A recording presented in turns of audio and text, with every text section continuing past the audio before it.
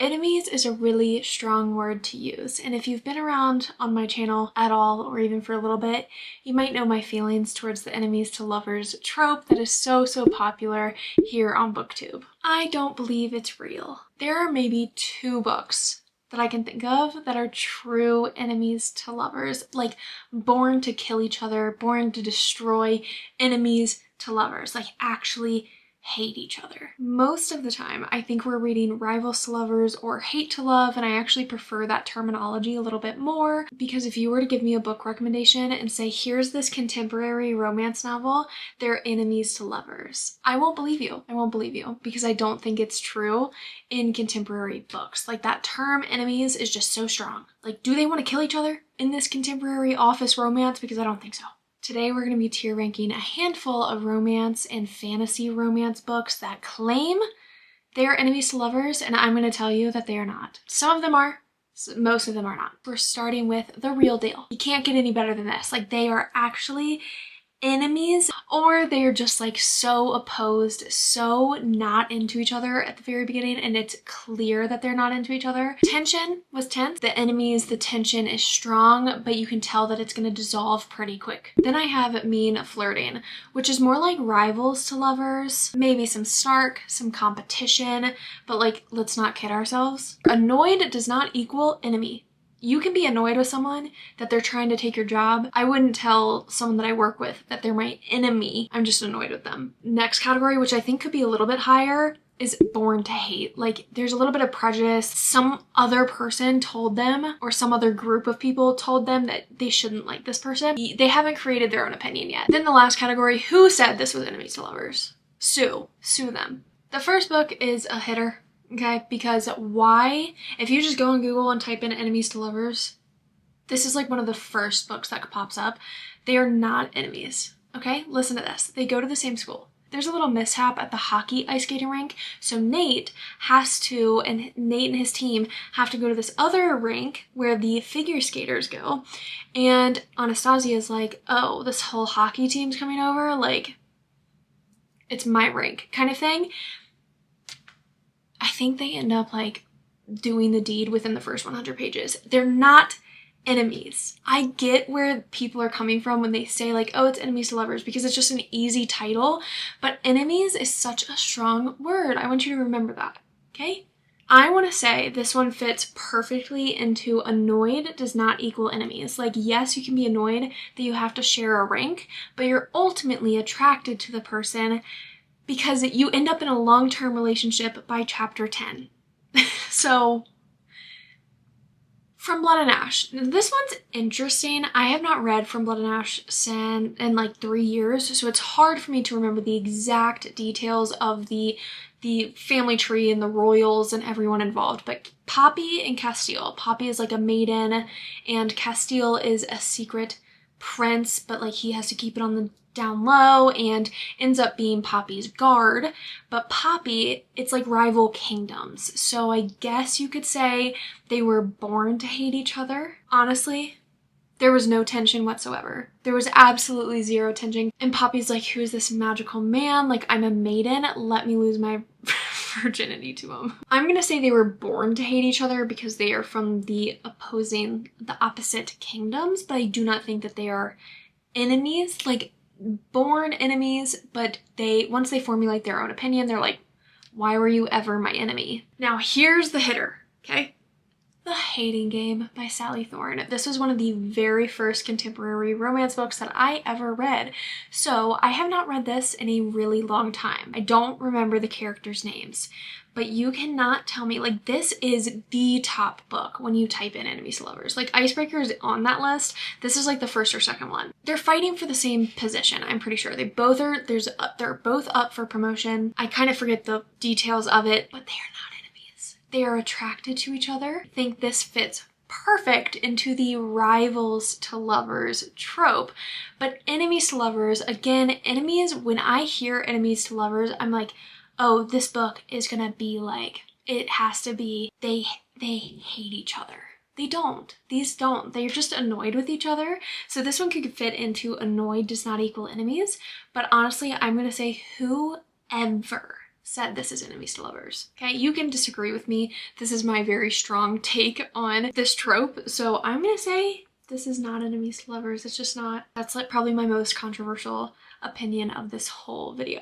From Lukov with Love, most of her books have enemies to lovers tagged on them. Like this is a popular trope within her books. I would say this one, for a contemporary romance, fits the enemies to lovers very well. They are equally bickering back and forth. They do not like each other. They just genuinely like don't have that pull to each other in the very beginning, and you're actually seeing them. Her books are very slow burn, so you are seeing them for 200, 300 pages take their time, forced to work together. It's a little bit of forced proximity. Like, I love this as a enemies to lovers contemporary romance, or sports romance. So I'm gonna put this in tension was tense, because there was genuine tension. Like, they did not like each other from the very beginning, and that's how most Mariana Zapata books start. The female main character is always like, man, this guy is a jackass. Like, you actually aren't my type and you're such a dick.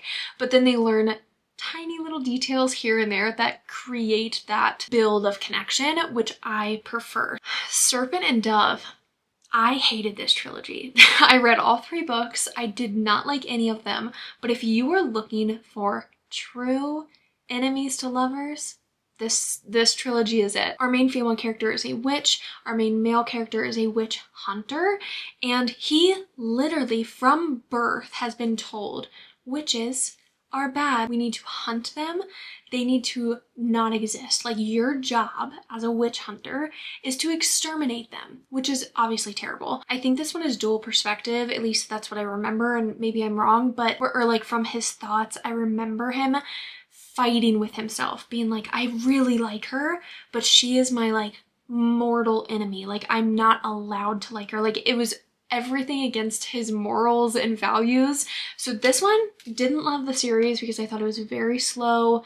It's young adult. It wasn't my vibe, but this one is the real deal. Like, if you want enemies to lovers, I'm gonna recommend you this series. I think that the enemies to lovers portion was done beautifully. I don't know why this book is on this list. Again, Google just enemies to lovers and this one is on it, but The Prison Healer. I don't know how it got on this list. Okay, again, we have rival kingdoms. They happen to fall in the same prison together, and they're trying to escape the prison, but they form this connection. They're like kind of flirting, they're getting along, like things are going really well, and then they find out who each other are. This was Born to Hate because they were born to hate each other. They're in opposite kingdoms, but then they meet before knowing like who each other are, and they're like, oh my god, you're so cool, like I got a crush on you, I love you. Like, they didn't say that, but you know what I mean. Then they get out of the prison and they're like, oh, you're with them? You're with my rival kingdom?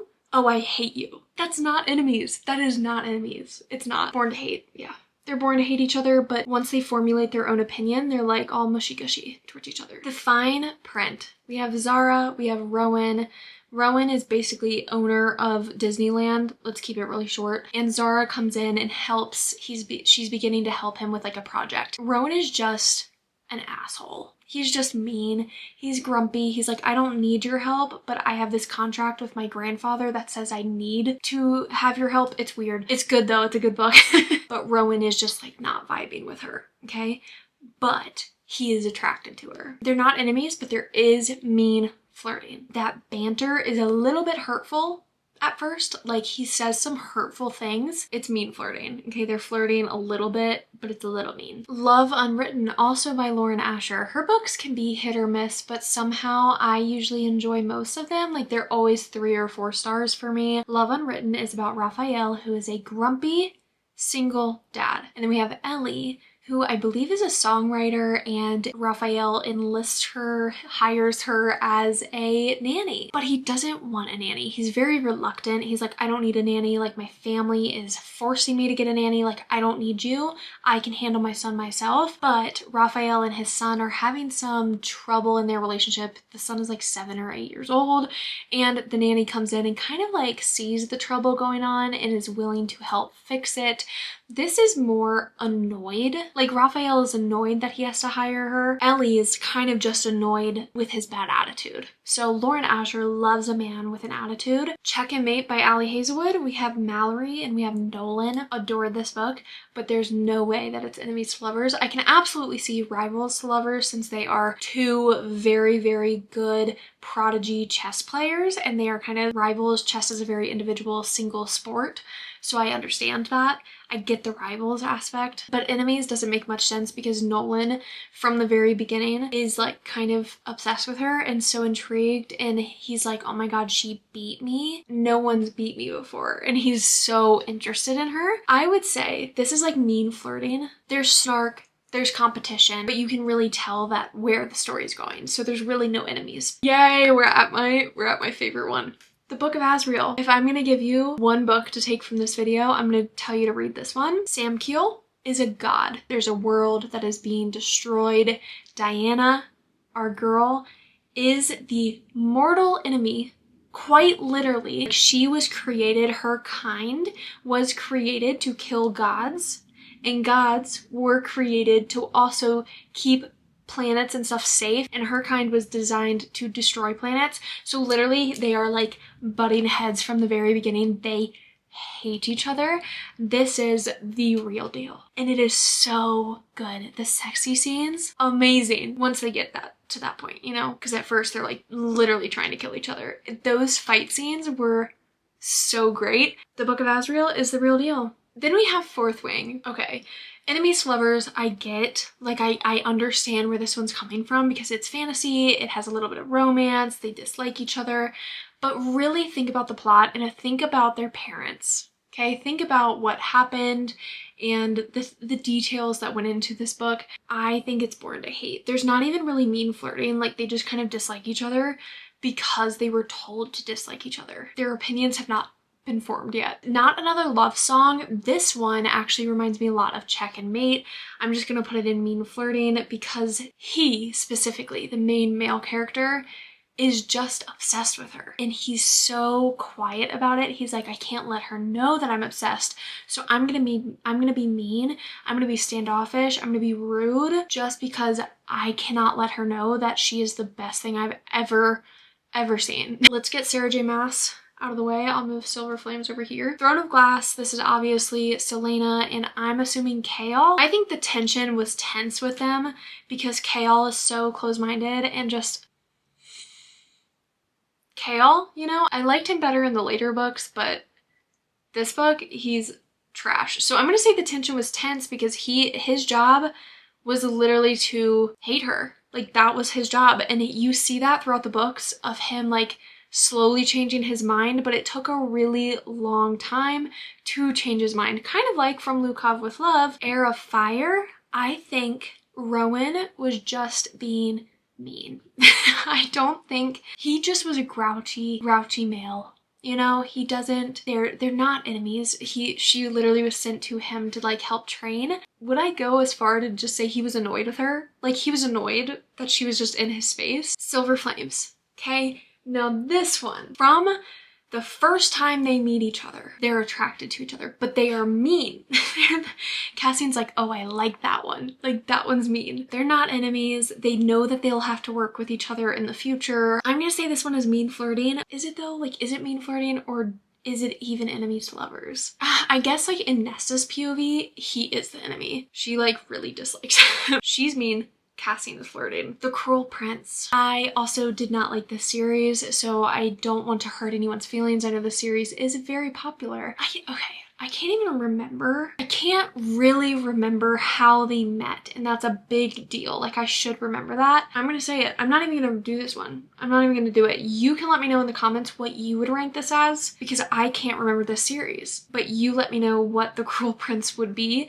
And do not say it's the real deal because I know it's not. Powerless. Okay, we've got ordinaries and we've got elites. Elites are quite literally born to hate the ordinary people, be sent to the scorches and go and survive by themselves and die, basically. Survive by themselves and die. That's Kai and Peyton.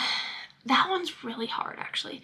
I think the tension was tense because they are true enemies, and like Peyton knows, like, he's my enemy. He could kill me at any minute. I need to pretend as hard as I can because if he knows, he could kill me.